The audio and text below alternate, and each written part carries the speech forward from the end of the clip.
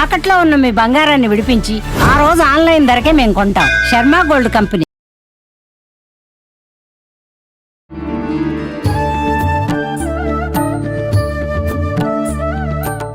నమస్కారం, welcome to iDream ధర్మ మార్గం కార్యక్రమానికి స్వాగతం. నేను మీ విజిత. ప్రస్తుతం మనతో పాటు ఉన్నారు జ్యోతిష వాస్తు పండితులు, లలిత ఉపాసకులు శ్రీ శ్రీ శ్రీ నానాజీ పట్నాయక్ గారు. వారితో మాట్లాడి మరిన్ని విషయాలు తెలుసుకుందాం. నమస్కారం అండి. శ్రీమాత్రే నమః. వినాయక చవితి రాబోతోంది. నిజంగా అసలు వినాయక చవితి అనగానే మనకు నవరాత్రులు పురాతన కాలం నుంచి నవరాత్రులుగానే జరుపుకునేవారా? ఈ మధ్య కాలంలో నేను విన్నా లేదు, ఒకటే రోజు తర్వాత రెండో రోజు నిమజ్జనం చేసేవారు అని చెప్పి. అది నిజంగా నిజమేనా కాదా? నవరాత్రుల్లో కూడా స్వామివారిని పెట్టి మనం ఆధ్యాత్మిక పరంగా చేయకుండా చాలా మంది రకరకాల సినిమా పాటలు పెట్టి హడావిడి హంగామా ఉత్సవాలు ఇవన్నీ చేస్తున్నారు. దేవుడి ముందు ఇవన్నీ చేయడం కరెక్టేనా? కొంతమంది ఇంట్లో కూడా పెట్టుకునే వాళ్ళు ఉంటారు. అది ఆచారం వంతన ఉంటేనే పెట్టుకోవాలని పెద్దవాళ్ళు చెప్తుంటారు. నిజంగా గణపయ్యని ప్రతి పూజలో మనం పూజించేది మొదటగా గణపయ్యని. అటువంటి ఆయన్ని పూజించడానికి కూడా వంతన చూసుకోవాలా? అసలు ఆ రోజు ఏ రకంగా మనం చవితి పండుగని సెలబ్రేట్ చేసుకోవాలి? అవన్నీ కూడా తెలియజేయండి. తప్పకుండా. ఫస్ట్ ఆఫ్ ఆల్ ఏంటంటే ఒకటే గుర్తుపెట్టుకోండి, నవరాత్రులు ఖచ్చితంగా ఉన్నాయి. ఏదో ఒక రోజు అలా కాదు, నవరాత్రులు ఖచ్చితంగా ఉన్నాయి.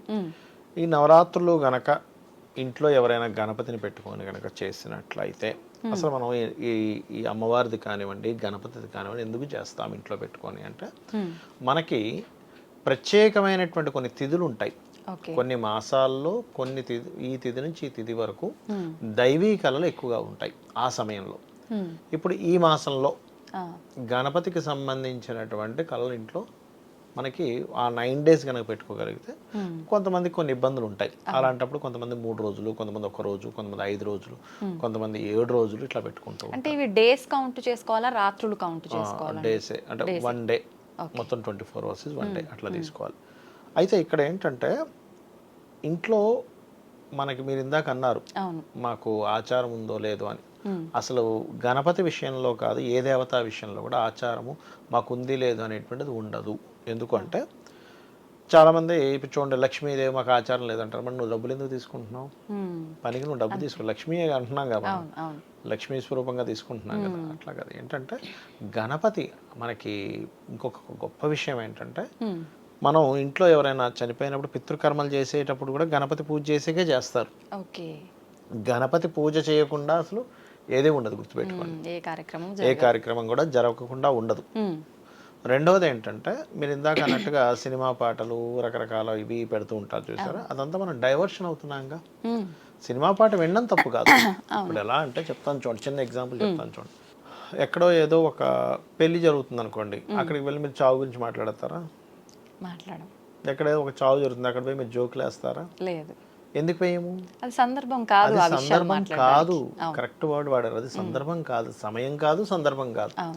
నువ్వు దేవతా సంబంధించిన ఎందుకు చేస్తున్నావు పూజ? అసలు ఎందుకు చేస్తున్నావు? నువ్వు ఇంట్లో పూజ కానీ బయట మనం నలుగురు చందాలు వేసుకుని పెద్ద పెద్ద విగ్రహాలు పెట్టేది కానీ ఎందుకు చేస్తున్నాము? ఆధ్యాత్మికమైనటువంటి విషయాలు అందరికీ తెలియజేయడానికి, అందులో పార్టిసిపేట్ చేసే వాళ్ళందరూ ఆధ్యాత్మికంగా ఉండడానికి. నువ్వు దానికోసం చేస్తూ అక్కడ నువ్వు ఎలా అయితే పలానా దగ్గరికి వెళ్తే పలానా మాటలు మాట్లాడుకున్నావు ఎట్లా అనుకున్నాము అది చేయకు. నువ్వు కావాలంటే సపరేట్గా ఇంట్లో విను, సినిమా పాటలు వినొద్దను లేకపోతే ఎంజాయ్ చేయొద్దని ఎవరు చెప్పట్లేదు. కానీ నువ్వు ఎక్కడ ఏ పని చేస్తున్నావు, లెటర్ను కూర్చొని నువ్వు ఆనందం తినవు, సింపుల్. అంతే కదా. కాబట్టి ఏంటంటే అక్కడ ఆ పనే చేయాలి, ఎక్కడ చేయాల్సిన పని అక్కడే చేయాలి, గుర్తుపెట్టుకోండి. అది అలాగే ఇంకోటి ఏంటంటే, చాలామంది ఏమనుకుంటుంటారంటే, ఏమిటిది విగ్రహం తయారు చేయడం ఏమిటి, మళ్ళీ తీసుకెళ్ళి నిమజ్జనం చేయడం ఏంటి అనుకుంటూ ఉంటారు. ఒక విగ్రహానికి ప్రాణప్రతిష్ఠ చేసిన తర్వాత మీరు నిత్యము చేయాలి దానికి పూజ, లేదా దాన్ని తీసుకెళ్ళి నిమజ్జనమైనా చేయాలి. అది కాకుండా ఇప్పుడు పృథ్వీ అంటే మట్టితో చేసినటువంటిది ఏవైతే ఉంటాయో ఇవన్నీ కూడా మట్టితో చేసినటువంటి వాటిని ఖచ్చితంగా నిమజ్జనం చేయాలి. అది రూల్. అది అట్లాగా ఉంచేసుకుంటానంటే మీరు నిత్యము మరి ఇంట్లో చేయాల్సినటువంటిది ఏదైతే ఇంట్లో ఒక ఆలయంలో ఎలా ఉంటుందో అలా ఉండాలి ఇల్లు. అప్పుడు మరి అది కష్టం కదా, చేయలేరు కదా. ఈ 9 రోజులు ఎవరైతే చక్కగా నేల మీద నిద్రపోయి బ్రహ్మచర్యం పాటిస్తూ చేస్తారో వాళ్ళ ఇంట్లో వాళ్ళకి ఆ ఇంటికి దైవీ కళలు వస్తాయి. ఈ నవరాత్రులు అన్నీ కూడా చేయడానికి గల కారణం ఏమిటంటే ఇంట్లో ఒక దైవ సంబంధించిన ఎనర్జీ ఫామ్ అవుతుంది. 9 days ఎవరైతే చేస్తారో ఖచ్చితంగా ఫామ్ అవుతుంది. కుదరలేదు ఇందాక మనం మాట్లాడుకున్నట్టుగా 1 రోజా 3 రోజులా 5 రోజులా చేయాలి. ఓకే. అది అయితే ఇంకొక చిన్న డౌట్ అండి. యా ఇప్పుడు గణపయ్య విషయానికి వస్తే ఆయన తలని ఖండించడం జరిగింది అని చెప్పి మనం కథలో వింటుంటాము. భగవంతుడు అలా చేయడానికి ముందు ఆయన అంటే అంత సృష్టికి కారణమే ఆయన అయినప్పుడు ఆయన అలా చేయడం కరెక్టేనా? అసలు ఆయన అలా చేస్తున్నప్పుడు ఎందుకు అమ్మవారు ఆపలేకపోయారు? అలా చేయడం ఏంటి అని చెప్పి రకరకాల డౌట్స్ ఉంటాయి దాని గురించి. ఇప్పుడు అమ్మవారి సృష్టి ఆయన అని ఆయనకు తెలీదా? అదే ఒక క్షణం ఎందుకు ఆయన అది తెలుసుకోలేకపోయాడు ఇలా చేసే ముందని చాలా మంచి ప్రశ్న వేశారు. నాకు చిన్నప్పటి నుంచి నాకు కూడా ఈ సందేహం ఉండేది. మన శాస్త్రాల్లో ఉన్న మూలాలు దానికి ఉన్నటువంటి అసలు ఏమిటి జరిగింది అనే విషయం తెలుసుకున్నాక నాకు సమాధానం దొరికింది. చెప్తానండి మీకు. ఇప్పుడు ఉన్న వాళ్ళందరికీ కూడా ఇదే డౌట్. అదేంటి మరి ఆ యొక్క పరమేశ్వరుడు ఒక్క చూపుతో ఆయనకి జ్ఞానాన్ని ఇవ్వచ్చు కదా, నేను పరమేశ్వరుడు నువ్వు నన్ను ఎందుకు ఆపుతున్నావని. ఒక్క అమ్మవారు జ్ఞానాన్ని ఇచ్చి లోపలికి వెళ్ళొచ్చుగా, వచ్చేది ఈశ్వరుడు వస్తాడు ఇంకెవరు రారని చూపించవచ్చు. లేదా అమ్మవారికి తెలియదు, లోపల ఉండే అమ్మవారికి తెలియదా స్నానం చేసేటప్పుడు అంటే ఇంకా అమ్మవారి దగ్గర ఆ గణపతి తప్పితే ఇంకెవరు లేరా అంటే కాదు. ఇక్కడ అర్థం ఏంటంటే మూషికాసురుడు అని ఒక రాక్షసుడు ఉన్నాడు. మూషికాసురుడిని ఎవరు సంహరించారంటే గణపతి సంహరించాడు. ఆయన ఆ రాక్షసుడు ఒక వరం పొందాడు. ఎటువంటి వరము అంటే ఇప్పుడు చూడండి, నరసింహస్వామి అవతారం ఎలా ఉంటుందమ్మా? ఉగ్రంగా పైన సింహము కింద బాడీ. ఆ హిరణ్యకశిపుడు ఎలాంటి వరం పొందాడు? పగలు గాని రాత్రి గాని నా మరణం రాకూడదు, ఇంట్లో గాని బయట కూడా నా మరణం జరగకూడదు, ఆకాశము భూమి ఎక్కడ నా మరణం రాకూడదు, నరుల చేత అదేవిధంగా మృగము చేత రాకూడదు అన్నాడు. అప్పుడు ఏం చేశాడు నరసింహస్వామి? సగం మృగం సగం నరం. ఇంటి బయట కాదు లోపల కాదు, గుమ్మం మీద, పైన కాదు కింద కాదు, ఆయన తొడల మీద, ఎటువంటి ఆయుధాలతో కాదంటే అతను గోర్లతో చంపేశాడు. అలాగే మూషికాసురుడు కూడా ఒక గొప్ప వరాన్ని కోరాడు. ఆయన ఎలాంటి వరం కోరాడంటే ద్విజన్ముడు అయి ఉండాలి, సంహరించేవాడు అంటే 2 జన్మలు ఎత్తే ఉండాలి, ద్విరూపుడు అయి ఉండాలి అంటే 2 రూపాలు కలిగి ఉండాలి, అయోనిజుడు అయి ఉండాలి అంటే యోని చేత జన్మం అవ్వకూడదు అంటే కడుపు లోపల నుంచి రాకూడదు, బ్రహ్మజ్ఞానం అయి ఉండాలని కోరుకున్నాడు. అప్పుడు ఏం చేయాలి? వీళ్ళిద్దరూ జగత పితరవు వందే పార్వతీ పరమేశ్వరవు, ఆ మూషికారుని సంహరించాలంటే ఒక ప్రణాళిక జరగాలి. అందుకని అమ్మవారు ఏం చేసింది? చక్కగా నలుగుపిండితో ఫస్ట్ ఒక పిల్లవాడిని తయారు చేసింది. ఆ పిల్లవాడిని తయారు చేసి అక్కడ కాపలా. అమ్మవారికి తెలుసు ఇదంతా కూడా లేలా, ఈశ్వరుడికి తెలుసు. ఈశ్వరుడు వీళ్ళందరూ ఒక దగ్గర నుంచి వస్తున్నారు. ఎక్కడి నుంచి వస్తున్నారంటే గజాసురుడు అనేటువంటి ఒక రాక్షసుడు ఆత్మలింగం రూపంలో ఈశ్వరుడు లోపల పెట్టేసుకున్నాడు. అప్పుడు ఈ విష్ణువు బ్రహ్మ ఈ నంది అందరూ అక్కడికి వెళ్ళి పాటలు పాడినట్టు కాబట్టి ఆ గజాసురుని సంహరించి ఈశ్వరుని తీసుకొస్తారు. వచ్చిన తర్వాత ఈశ్వరుడు తెలియదు, ఆ బాలుని చూసి ఒక ఇచ్చేలేడా, అతని శిరస్సునికి అందించాడు. ఒక జన్మ అయిపోయింది. ఇప్పుడు ఇంకో జన్మ ఎత్తాలంటే ఇంకో జన్మకి మళ్ళీ ఇంకొక శిరస్సు రావాలి. ఆ గజాసురుడు ఎలాంటి కోరిక కోరాడంటే, అతను ఈశ్వర భక్తుడు, నేను ఎలాగో చనిపోతున్నాను, నా శిరస్సు 3 లోకాలు పూజింపబడాలని కోరాడు. లేకపోతే అదే తలబెట్టొచ్చు కదా. అందుకని ఆ శిరస్సును తీసుకొచ్చి ఇక్కడ తగిలిస్తారు. ఇప్పుడు 3 లోకాలు పూజింపబడుతుంది కదా.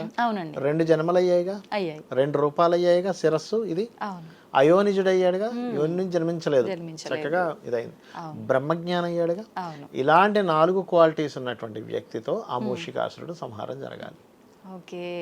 అది ఒరిజినల్ గా ఉన్నటువంటి ఇది తెలియక మనందరం ఏమిటి నలుగు పిండితో బొమ్మం చేయడం ఏమిటి, ఆ ఈశ్వరుడు వచ్చి శిరస్సును ఖండించడం ఏమిటి, ఆ అమ్మవారికి లోపల ఉన్న అమ్మవారికి తెలియదా, ఈశ్వరుడు తెలియదా, ఇంత అజ్ఞానంలా వీళ్ళు అసలు ఇలాంటి వాళ్ళు మనల్ని ఎలా పాలిస్తున్నారు. కానీ అది కాదు నిజమైనటువంటిది. మనకు ఒరిజినల్ స్టోరీ తెలియక.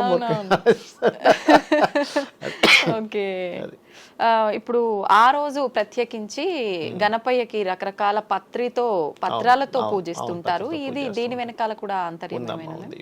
చూడండి అమ్మా, ఆయుర్వేదంలో మనకి ఎలా మెడిసిన్స్ ఎలా తయారవుతాయి?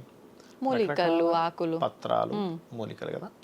మనకి శాస్త్రంలో ఈ కాలం ఏదైతుందో భాద్రపద మాసం వర్షాలతో ఉంటుంది. మనకి వర్షాలు ఉన్నప్పుడు ఔషధములు కావాలి.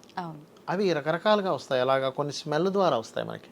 మీరు బాగా దట్టమైన చెట్ల దగ్గర వాకింగ్కి వెళ్ళండి, ఎయిర్ ఎంత బాగుంటుంది, చాలా ఫ్రెష్గా ఎంత బాగుంది అనిపిస్తుంది. అంటే ఆ స్మెల్స్ కూడా వస్తుంటాయి చూడండి చెట్ల నుంచి, ఆకుల నుంచి. ఇవి ఎప్పుడైతే మనం ఇలా ఆకు తీసి గణపతిని ఇలా అనుకుంటే వేస్తుంటామో దాని నుంచి ఒక్కొక్కటి వచ్చి మన ఆరోగ్యాన్ని బాగు చేస్తుంటుంది ఒకటి. రెండవది గణపతికి గరికతోని పత్రములతోని పూజ చేస్తే గణపతి జ్ఞానప్రదాత. జ్ఞానానికి బుధుడికి సంబంధం ఉంటుంది, బుధుడికి ఆకులు సంబంధం బుధగ్రహానికి. అందుకే లలితా సహస్రనామాల్లో కూడా ఓం అపర్ణాయై నమః అనే మంత్రం కనుక చదువుకున్నట్లయితే అప్పులు ఉండవు అంటూ ఉంటారు. ఎందుకు? అపర్ణ అంటే పర్ణములు విడిచిపెట్టినటువంటిది. అమ్మవారు ఆకు కూడా ముట్టుకోకుండా తపస్సు చేసిందట ఈశ్వరుడు కోసం. అందుకని బుధుడుకి ఆకుకి సంబంధం ఉంటుంది కాబట్టి బుధుడు అప్పుల కారకుడు కాబట్టి అప్పులు తీరుతాయి అంటూ ఉంటారు. ఆ రకంగా ఈ యొక్క పత్రాలతో పూజించడము, దాని తర్వాత అదే పత్రాలు తీసుకెళ్ళి మనకి ఈ చెరువుల్లో నిమజ్జనం చేసినప్పుడు వేసేవారు. అక్కడ ఉండే బ్యాక్టీరియా పోవడము, అందులో ఆ చెరువుల్లో ఈ ఔషధీ గుణములైనటువంటి వాటర్ తయారవుతాయి. దాని తర్వాత వాళ్ళందరూ దాంట్లో తాగుతారు. కాబట్టి ఇంత ఇంటర్లింక్ ఉండి ఒకవైపు ఈ యొక్క ప్రజలకి ఆయురారోగ్యాలు ఉండాలి, ఒకవైపు దేవతా సంబంధించిన కైంకర్యము జరగాలనేటువంటి భావనతో మహర్షులు ఎంతో ఆలోచించి పెట్టినటువంటి విషయం. ఓకే, ప్రతి ఒక్క దాని వెనకాల మనకు ఆధ్యాత్మిక పరంగా ఒక ఆంతర్యము, సైన్స్ కి రిలేటెడ్ 100% ఖచ్చితంగా లింక్ అయి ఉంది. అట్లా ఏం లేదు. ఇప్పుడు మనం చూడండి, చాలా మంది అనుకుంటారు ఎన్నో మొన్నో భూమి గుండ్రంగా ఉందని కనిపెట్టారు అనుకుంటారు. మనకి వరాహ అవతారంలో భూమి ఆయన తల మీద మూగును ఇలా పెద్ద రౌండ్ ఉంటుంది, మరి భూగోళం కక్షలో పెట్టాడని ఉంటుంది, అందులో తీసుకెళ్ళి మళ్ళీ ఆ కక్షలో నిలబెట్టాడని.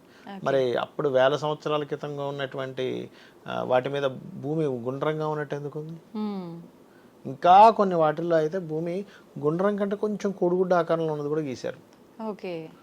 మన భూమి యాక్చువల్గా అలాగే ఉంటుంది, మొత్తం గుండ్రం కాకుండా కొంచెం అలా ఉంటుంది. దానివల్లే కదా మనకి ఎండాకాలం వర్షాకాలం ఇవన్నీ ఏర్పడుతుంటే సూర్యుడి దగ్గరికి దూరంకి అవడానికి గల కారణం కానీ, లేకపోతే మనకి కొన్ని ప్రదేశాలు చల్లగా అవడానికి, వేడి ఉండడానికి కూడా కొన్ని ధృవాలు లేండి, అవి that is different case. Okay, అయితే ఇప్పుడు మనం గణపయ్య పూజ అంతా అయిపోయిన తర్వాత అనంతరం ఖచ్చితంగా గుంజిళ్ళు తీస్తూ ఉంటాం. అంటే మేము తెలిసి తెలియక చేసిన తప్పులు ఏమైనా ఉంటే మన్నించమని అడుగుతున్నామా, లేదంటే ఇంకేదైనా ఉందా అంటారా రీజన్? గుంజీలు తీయడానికి గల ముఖ్యమైన కారణం ఏమిటంటే, ఒకటి గణపతికి గుంజీలు తీస్తే ఇలా అనుకుంటే ఆయనకి నవ్వు వస్తుందట. ఆ నవ్వుతో చూసినటువంటి గణపతి అనుగ్రహం మన మీద పడినందుకు మన దోషములు పోతాయి. ఒకటి. రెండో పాయింట్ ఏమిటంటే, మనకి జ్యోతిష్ శాస్త్రంలో దారిద్ర స్థానము అని ఉంటుంది, దాన్ని 3వ స్థానంగా చెప్తారు. చెయ్యి యొక్క కొసలు, చెవుల్ని 3rd హౌస్ గా చెప్తారు. ఇలా ఎప్పుడైతే ఇలా పెట్టి గుంజలు తీస్తుంటామో దారిద్ర్యం నశిస్తుంది అని చెప్తుంది. అదేవిధంగా చిన్నపిల్లలకు ప్రత్యేకంగా మనకి పూర్వకాలంలో, ఇప్పుడంటే స్కూల్స్లో అటువంటి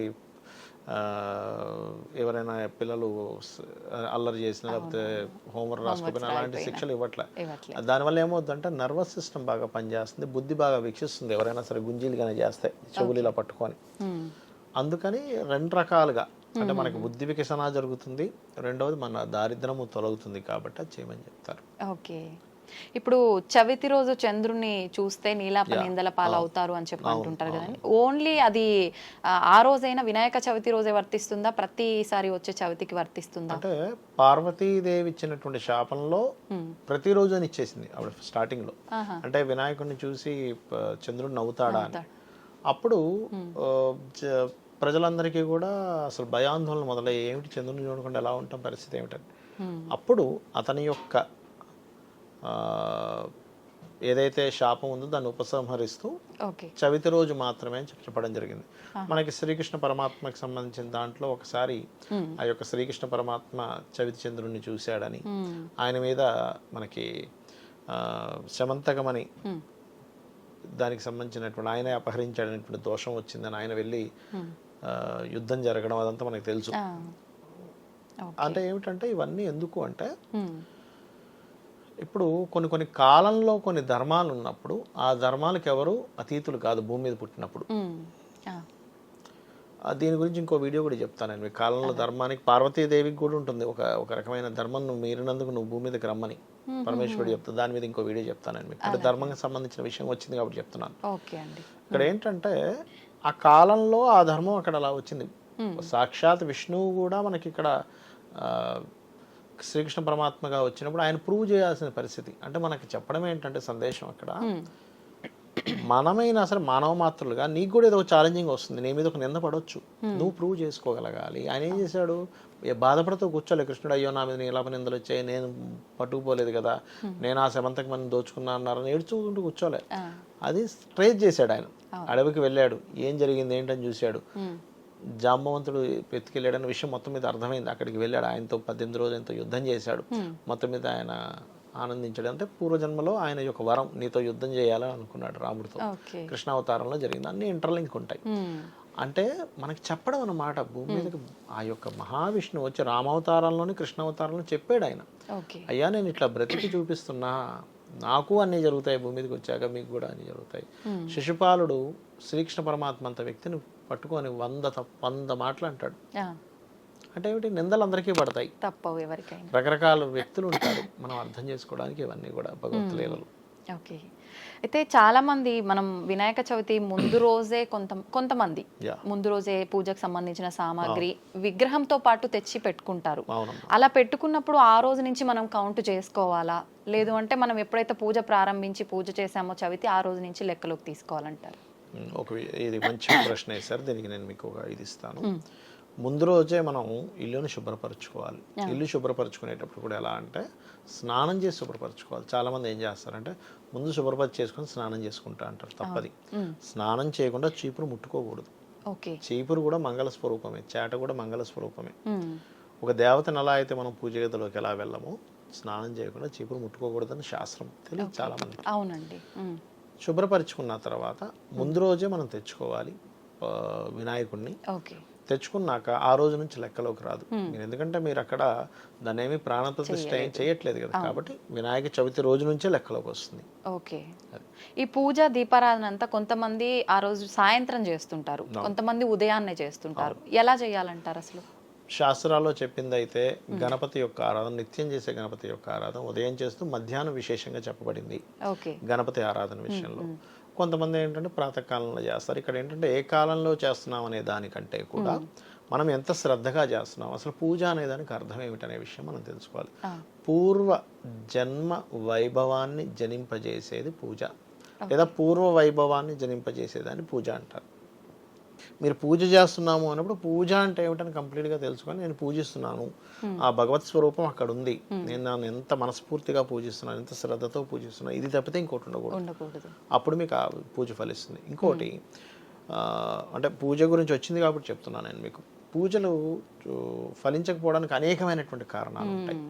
అనేకమైనటువంటి కారణాలు ముందుగా తెలుసుకోవాలి. అవునండి. అది తెలుసుకోకుండా మనం పూజలు చేస్తున్నాం, అక్కడ పప్పులో కాలేస్తున్నాం. ఓకే, మరి ఏంటండి అవన్నీ? మీకు చిన్న ఉదాహరణ చెప్తాను ఏంటో అనే దానికి. ఇప్పుడు మనకి మీరు ఎప్పుడైనా సరే కృష్ణుడి బొమ్మలు కొన్ని ఉంటాయి, అందులో శ్రీకృష్ణ పరమాత్మ గోపికల చీరలన్నీ పట్టుకొని చెట్టెక్కి కూర్చున్నట్టుగా బొమ్మ ఉంటుంది చూడండి. గోపికలందరూ చీరలు మన నదిలో ఉండి కృష్ణ మా వస్త్రాలు ఇవ్వన్నట్టుగా వేడుకున్నట్టుగా ఉంటుంది బొమ్మ. అందరూ ఏమనుకుంటారు, ఏమిటి కృష్ణుడికి పని పాట ఏం లేదా, వాళ్ళ చీరలు పట్టుకుని ఆయన చెట్టు ఎక్కడం ఏంటి, వాళ్ళ వస్త్రాలు పట్టుకొని చెట్టు ఎక్కడం ఏంటి అనిపిస్తుంది. కాదు, అక్కడ జరిగిన విషయం ఏంటంటే వాళ్ళందరూ ఒంటి మీద వస్త్రం లేకుండా స్నానం చేస్తూ ఉంటారు. ఒంటి మీద వస్త్రం లేకుండా స్నానం చేసి మీరు కనుక పూజ చేస్తే ఆ పూజ ఫలించదు. వాళ్ళందరూ కాత్యాయని వ్రతం చేద్దాం అనుకుంటుంటారు స్నానం చేసి. అప్పుడు శ్రీకృష్ణ పరమాత్మ వచ్చి మీరు ఈ రకంగా కనుక ఒంటి మీద నూలు పువ్వు లేకుండా కనుక స్నానం చేసినట్లయితే మీ పూజ ఫలించదు అని చెప్పి వాళ్ళకి సందేశం చెప్పడానికి ఆయన వస్త్రాలను తీసుకెళ్ళి పైన పెట్టుకొని అప్పుడు కృష్ణ మమ్మల్ని అనుగ్రహించంటే ఆ యొక్క విషయాన్ని చెప్తాడు ఆయన. చెప్పి వాళ్ళ వస్త్రాలు వాళ్ళకి ఇస్తారు.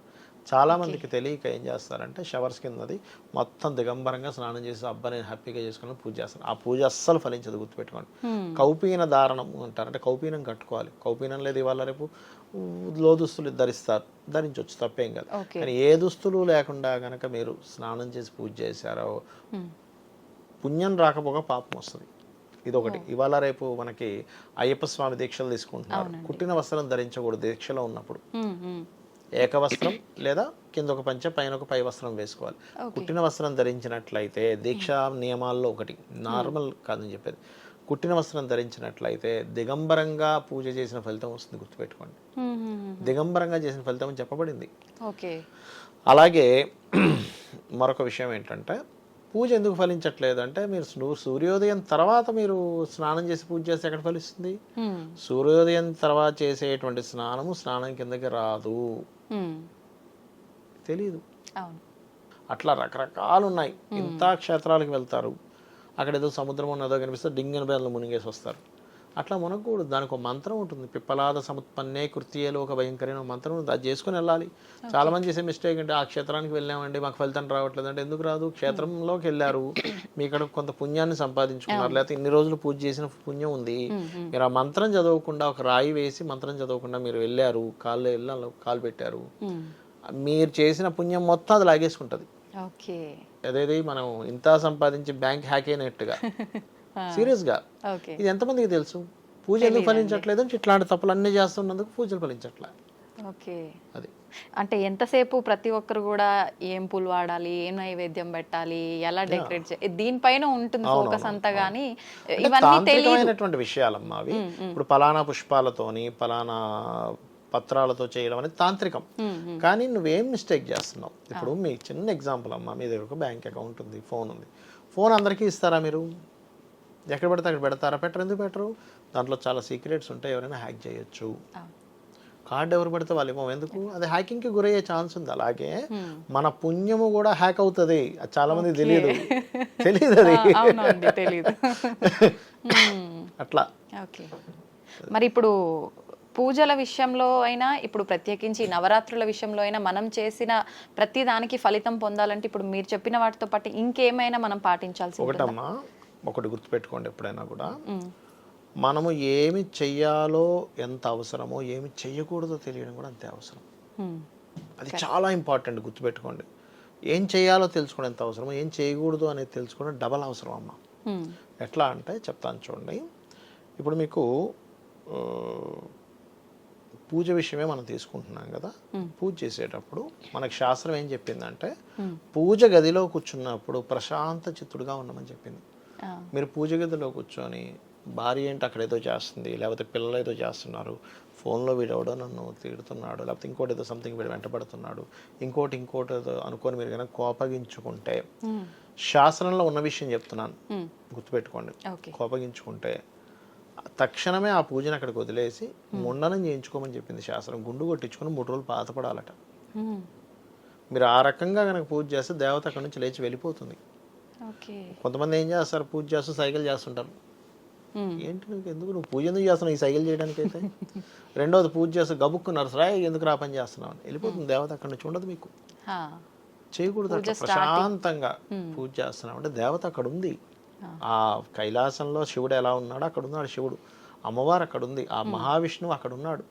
దాన్ని మనం అర్థం చేసుకుని పూజ చేయాలి, ప్రశాంత చిత్తంతో చేయాలి పూజ. ఒకటి. రెండవది ఏంటంటే, మీరు పూజ చేసిన తర్వాత ఇప్పుడు చూడండి, నైవేద్యం పెడుతుంటారు చూసారా. ముందు రోజు ఒక ఇంట్లో హస్బెండో ఎవరో ఇంట్లో వాళ్ళు 1 డజన్ అరటిపళ్ళు తెస్తారు. చాలా మంది తెలియక ఏం చేస్తారు, అందులోంచి 2 అరటిపళ్ళు తీసుకుని ఇంట్లో పిల్లలు తింటారు. నెక్స్ట్ డే అందులోంచి 5 or 10 మిగిలితే తీసుకెళ్ళి దేవతకు పెడతారు. అసలు అట్లా పెట్టకూడదు, అది ఎంగిల్ చేసిన కిందకి వస్తుంది. అదొక దోషం. మీరు పూజ చేసిన ఫలితం పక్కకు పెట్టి ఆ దోషాన్ని మీరు ఇది చేస్తున్నారు. అరటిపళ్ళు తీసుకొస్తే దేవుడి కోసం తీసుకొస్తే దేవుడికి సపరేట్, ఇంట్లో కొనడానికి తీసుకొస్తే ఇంట్లో కొనడానికి 1 డజన్ తెచ్చుకోండి. అంతేగాని 1 డజన్ అరటిపళ్ళు తీసుకొచ్చి ఇంట్లో నేను ఒక పండు తింటా, రేపు పొద్దున మిగిలినవి పెడతా అనుకుంటే అది చాలా పెద్ద దోషం. సెపరేట్ బ్యాగుల్లో తెచ్చుకోండి ఇంట్లో తినడానికి. ఆ ఇంట్లో తినడానికి తెచ్చుకున్నది కూడా ఫస్ట్ దేవుడికి నైవేద్యం పెట్టి తర్వాత అందరూ స్వీకరించండి. శాస్త్రంలో ఇప్పుడు మీరు అన్నారు కదా చిన్నవని, మనం మాట్లాడుకుంటున్నాం కదా, అన్నం పెట్టుకుంటాం చూసారా మనం ముందుని, దేవుడికి నివేదించకుండా తినేటువంటి అన్నము దోషభూయిష్టమైన అన్నంగా చెప్పబడింది. భగవద్గీతలో చెప్పాడు ఈ విషయాన్ని చాలా స్పష్టంగా. మీరు కనుక దేవుడికి నివేదించకుండా తింటే మీరు పాపపు సొమ్ము తింటున్నట్టే అన్నట్టు. నేను కష్టపడ్డాను కదండి అంటే కుదరదట. ఎంతమందికి తెలుసు చెప్పండి. మరి అక్కడ పాపం వస్తుంది ఆ రూపంలో. మరి మీరు చేసిన పూజ ఏమైపోతుంది, ఈ పాపాల రూపంలో ఖర్చు అయిపోతుంది. ఇంకోటి ఏంటంటే, చాలా మందికి పూజలు ఫలించకపోవడానికి కారణం చెప్తాను చూడండి. చిన్న ఎగ్జాంపుల్ చెప్తాను. ఒక వ్యక్తికి హార్ట్ ప్రాబ్లం వచ్చిందమ్మా. హార్ట్ ప్రాబ్లం వచ్చినప్పుడు ఏం చేస్తాడు మనిషి, LDL అంటే కొలెస్ట్రాల్ ఎక్కువ వస్తుందేమో చూసుకుని తగ్గించుకుంటూ ఉంటాడు. ఒక పక్కన డాక్టర్ గారి దగ్గరికి వెళ్తే ఆయన స్టంట్ వేస్తాడు. దానికి సపరేట్గా ఒక విభాగం ఉంటుంది, అవునా? అట్లాగే ఒక వ్యక్తికి ఉదాహరణకి ఆయన జీవితంలో వివాహం అవ్వట్లేదు అనుకోండి. వివాహం అవ్వకపోవడానికి గల కారణం ఏ గ్రహము, దానికి ఏ పూజాది కార్యక్రమం చేయాలో అది చేయాలి. అది వదిలిపెట్టి నేను పలానా దగ్గరికి వెళ్ళాను అవ్వలేదు, పలానా ఇంకోటి ఏదో అష్టోత్తరం చదివాను అవ్వలేదు, ఇంకో ఏదో చదివాను అవ్వట్లేదు అంటే ఎట్లా?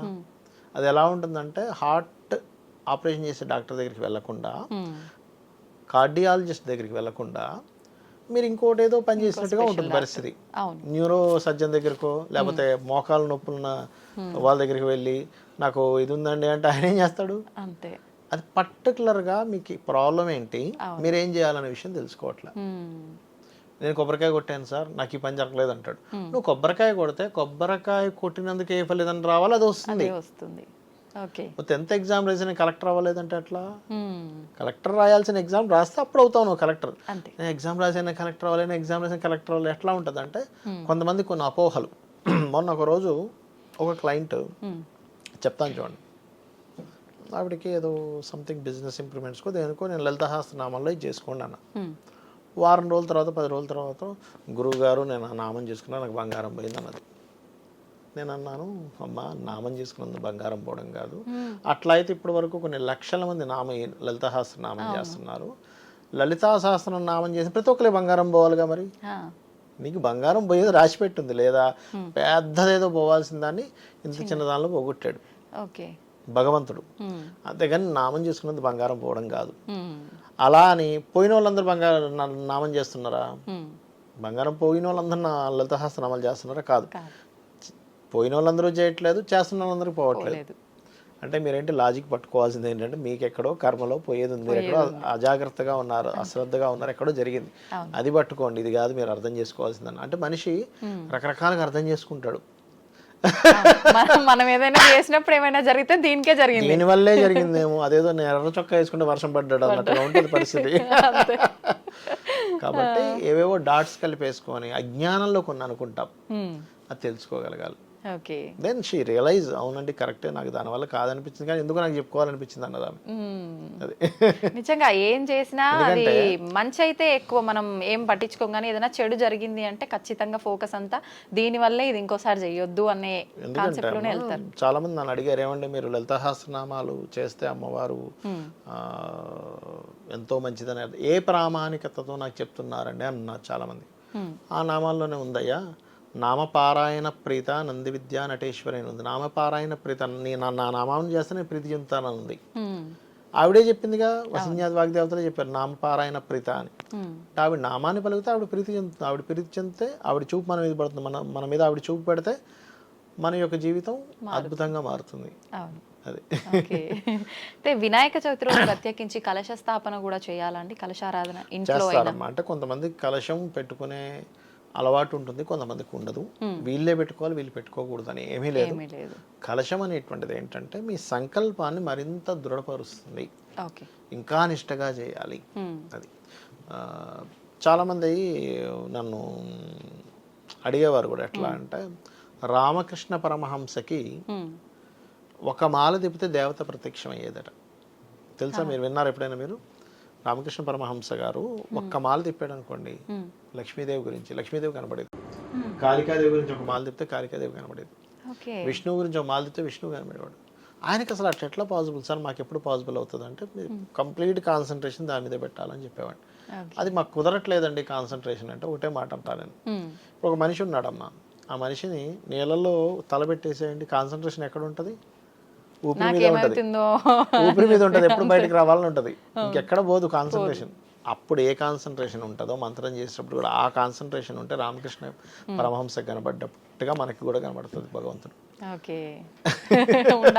ఏకాగ్రత, కంప్లీట్ ఏకాగ్రత, ఇంకేం ఆలోచన ఉండదు అప్పుడు. అరే నన్ను తీయంటారు, నేను బయటికి రావాలనుకుంటాడు, ఇంకా వేరేది ఏం ఆలోచించాడు, ఆస్తి ఆలోచించాడు, ఏం ఆలోచించాడు, నా ప్రాణం పోతుందని ఆలోచిస్తాడు. అంత కాన్సన్ట్రేషన్ మంత్రం చేసేటప్పుడు ఉండాలి. లేదా ముక్కు పట్టుకుంటాం ఇట్లా, వదులు అంటాం. ఏంది అంటే మొత్తం ఆ కాన్సన్ట్రేషన్ మైన్యూట్గా అక్కడికి ఎంతకు వెళ్తుందో మంత్రం అట్లా వెళ్ళిపోవాలి మన ఆలోచన. అప్పుడు భగవంతుడు ఇమ్మీడియట్లీ ఒక మాల కూడా కనిపిస్తాడు. కానీ మనం చేయలేము, ఆలోచనలు రకరకాల పది విధాలుగా తిరుగుతాయి. అవునండి. సంతోషం అండి, చాలా మంచి విషయాలు. నిజంగా మా అందరికి ఈ డౌట్ అందరికి వచ్చిందని అయితే చెప్పను, చాలా తక్కువ మందికే వచ్చి ఉంటది వినాయకుడికి సంబంధించిన ఇందాక మీరు మాట్లాడింది. నిజంగా ఒక మంచి డౌట్ క్లియర్ అయిందనే చెప్పాలి ఈ వీడియో తోటి. సంతోషం అండి, ధన్యవాదాలు. శ్రీమాత్రే నమః.